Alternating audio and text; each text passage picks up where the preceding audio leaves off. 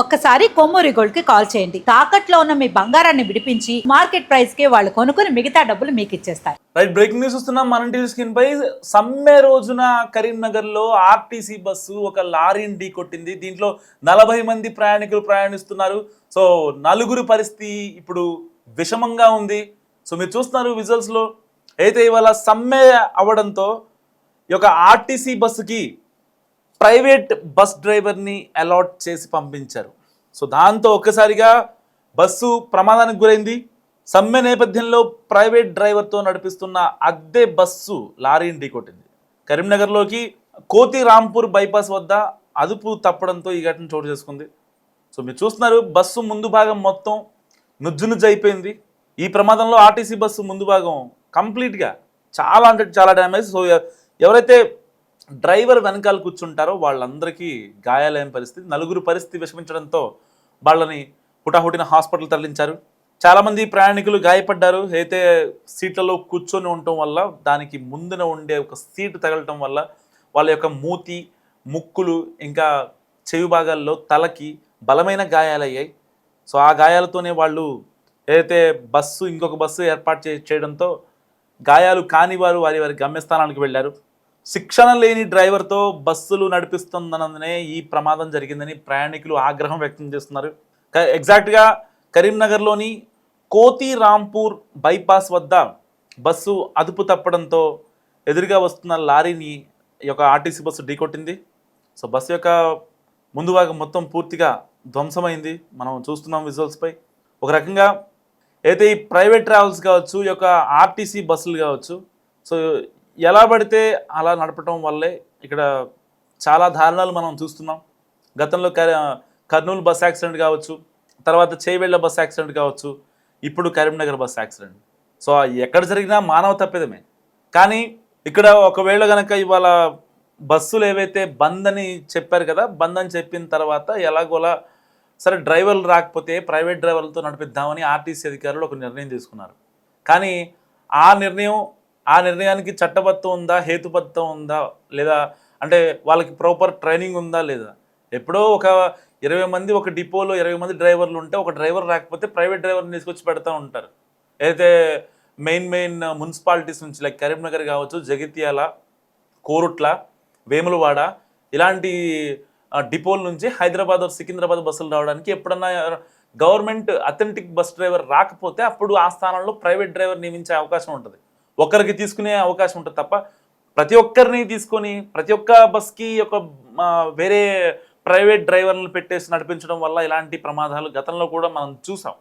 ఇప్పుడు సాక్షాత్తు సరిగ్గా అయితే ఆ ఒక బస్ డ్రైవర్లు సమ్మెకి దిగిన నేపథ్యంలోనే ఇలాంటి ఘటనలు జరగడం నిజంగా దురదృష్టకరం.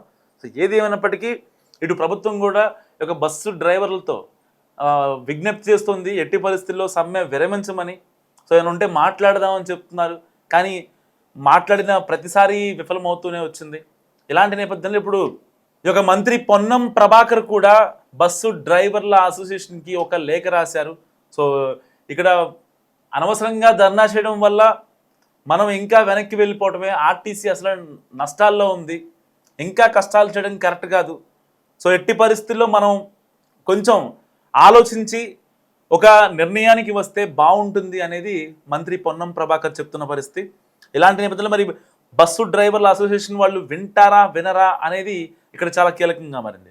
గతంలో కూడా మనం చూసాం 2019లో 2020లో అయితే కేసీఆర్ గవర్నమెంట్ ఉన్నప్పుడు చాలామంది బస్సు డ్రైవర్లు వీళ్ళంతా నిరవధిక సమ్మె చేశారు. దాదాపుగా 2 నెలల పైగా సమ్మె చేశారు. వాళ్ళ యొక్క హక్కుల కోసం, వాళ్ళ యొక్క సమస్యలు ఎట్టి పరిస్థితుల్లో వాటిని సాల్వ్ చేయాలని.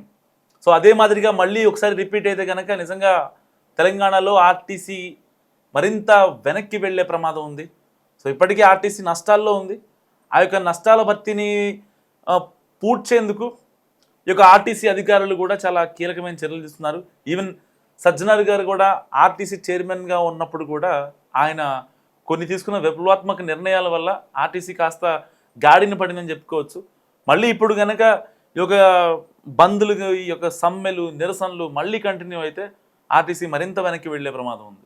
సమ్మె రోజున కరీంనగర్లో ఆర్టీసీ బస్సు ఒక లారీని ఢీ కొట్టింది. దీంట్లో 40 మంది ప్రయాణికులు ప్రయాణిస్తున్నారు. సో నలుగురు పరిస్థితి ఇప్పుడు విషమంగా ఉంది. సో మీరు చూస్తున్నారు విజువల్స్లో.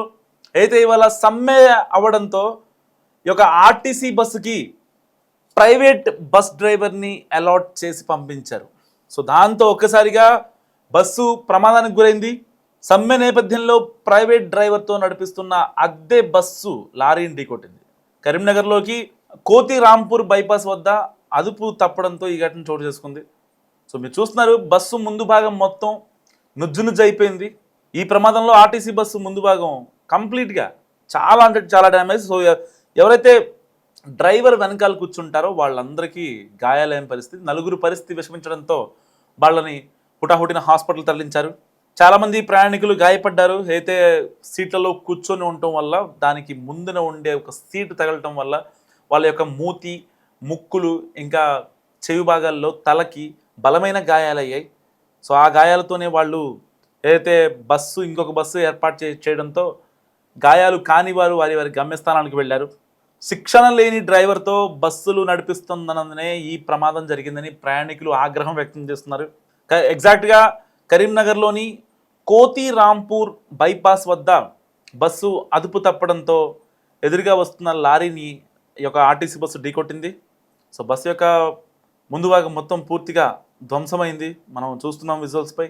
ఒక రకంగా అయితే ఈ ప్రైవేట్ ట్రావెల్స్ కావచ్చు, ఈ యొక్క ఆర్టీసీ బస్సులు కావచ్చు, సో ఎలా పడితే అలా నడపడం వల్లే ఇక్కడ చాలా దారుణాలు మనం చూస్తున్నాం. గతంలో కర్నూలు బస్ యాక్సిడెంట్ కావచ్చు, తర్వాత చేవెళ్ళ బస్ యాక్సిడెంట్ కావచ్చు, ఇప్పుడు కరీంనగర్ బస్ యాక్సిడెంట్. సో ఎక్కడ జరిగినా మానవ తప్పిదమే. కానీ ఇక్కడ ఒకవేళ కనుక ఇవాళ బస్సులు ఏవైతే బంద్ అని చెప్పారు కదా, బంద్ అని చెప్పిన తర్వాత ఎలాగోలా సరే డ్రైవర్లు రాకపోతే ప్రైవేట్ డ్రైవర్లతో నడిపిద్దామని ఆర్టీసీ అధికారులు ఒక నిర్ణయం తీసుకున్నారు. కానీ ఆ నిర్ణయానికి చట్టబద్ధం ఉందా, హేతుబద్ధం ఉందా, లేదా అంటే వాళ్ళకి ప్రాపర్ ట్రైనింగ్ ఉందా లేదా? ఎప్పుడో ఒక 20 మంది ఒక డిపోలో 20 మంది డ్రైవర్లు ఉంటే ఒక డ్రైవర్ రాకపోతే ప్రైవేట్ డ్రైవర్ని తీసుకొచ్చి పెడతా ఉంటారు. అయితే మెయిన్ మున్సిపాలిటీస్ నుంచి లైక్ కరీంనగర్ కావచ్చు, జగిత్యాల, కోరుట్ల, వేములవాడ ఇలాంటి డిపోల నుంచి హైదరాబాద్ సికింద్రాబాద్ బస్సులు రావడానికి ఎప్పుడన్నా గవర్నమెంట్ అథెంటిక్ బస్ డ్రైవర్ రాకపోతే అప్పుడు ఆ స్థానంలో ప్రైవేట్ డ్రైవర్ నియమించే అవకాశం ఉంటుంది. ఒక్కరికి తీసుకునే అవకాశం ఉంటుంది తప్ప ప్రతి ఒక్కరిని తీసుకొని ప్రతి ఒక్క బస్కి ఒక వేరే ప్రైవేట్ డ్రైవర్లను పెట్టేసి నడిపించడం వల్ల ఇలాంటి ప్రమాదాలు గతంలో కూడా మనం చూసాం. ఇప్పుడు సాక్షాత్తు సరిగ్గా అయితే ఆ ఒక బస్ డ్రైవర్లు సమ్మెకి దిగిన నేపథ్యంలోనే ఇలాంటి ఘటనలు జరగడం నిజంగా దురదృష్టకరం. సో ఏది ఏమైనప్పటికీ ఇటు ప్రభుత్వం కూడా ఒక బస్సు డ్రైవర్లతో విజ్ఞప్తి చేస్తుంది, ఎట్టి పరిస్థితుల్లో సమ్మె విరమించమని. సో ఏమైనా ఉంటే మాట్లాడదామని చెప్తున్నారు, కానీ మాట్లాడిన ప్రతిసారి విఫలమవుతూనే వచ్చింది. ఇలాంటి నేపథ్యంలో ఇప్పుడు ఈ యొక్క మంత్రి పొన్నం ప్రభాకర్ కూడా బస్సు డ్రైవర్ల అసోసియేషన్కి ఒక లేఖ రాశారు. సో ఇక్కడ అనవసరంగా ధర్నా చేయడం వల్ల మనం ఇంకా వెనక్కి వెళ్ళిపోవటమే. ఆర్టీసీ అసలు నష్టాల్లో ఉంది, ఇంకా కష్టాలు చేయడం కరెక్ట్ కాదు. సో ఎట్టి పరిస్థితుల్లో మనం కొంచెం ఆలోచించి ఒక నిర్ణయానికి వస్తే బాగుంటుంది అనేది మంత్రి పొన్నం ప్రభాకర్ చెప్తున్న పరిస్థితి. ఇలాంటి నేపథ్యంలో మరి బస్సు డ్రైవర్ల అసోసియేషన్ వాళ్ళు వింటారా వినరా అనేది ఇక్కడ చాలా కీలకంగా మారింది.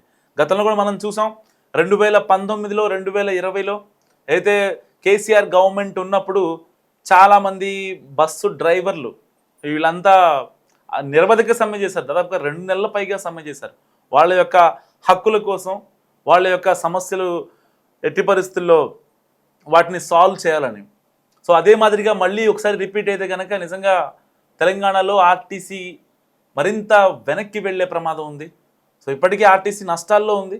ఆ యొక్క నష్టాల భర్తీని పూడ్చేందుకు ఈ యొక్క ఆర్టీసీ అధికారులు కూడా చాలా కీలకమైన చర్యలు తీసుకున్నారు.